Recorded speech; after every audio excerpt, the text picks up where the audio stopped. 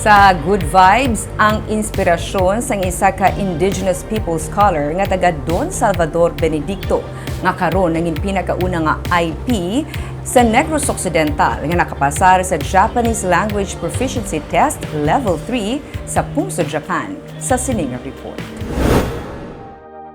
Happy.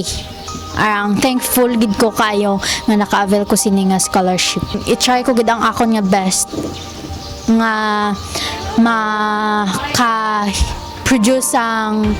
ng ano man lang nga performance, good performance, not just good, very good performance para mabalik ko man bala nga sa tanan nga tawo nga nakabulig sa ako. Ang sadtuan ay damgo ni Darlene Rebatado Plancia nga maging isa sa mga senior high school scholars nga ipadala sa probinsya sa Pungso, Japan ang may katumanan na. Sa sining nga Pebrero 20, mag-graduate na sila.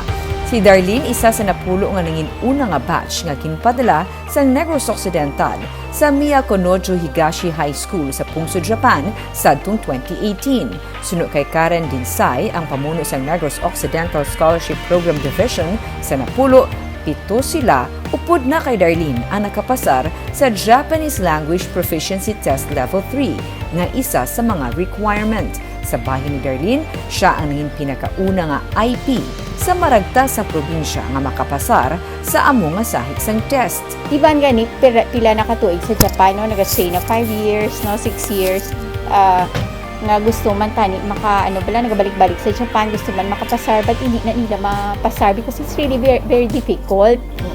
But si Darlene nang daw na happy gid ko kay daw na niya gid na hurdle gid ang N3.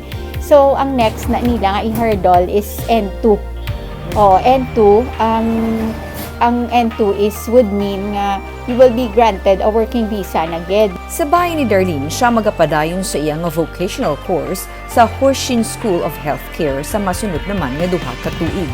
Personal nga nasaksihan ni Dinsay ang mga pagpanghangkat nga naatubang ni Darlene kag sang iya nga pamilya kung sa diin ang ilalang mga iloy nga nagatrabaho bilang isa ka kabulig sadto ang nagapangita para sa pamilya. Sa amuman nga sitwasyon, nasandig ang pagpanikasog kag mga handom ni Darlene para sa kaayuhan sang pamilya.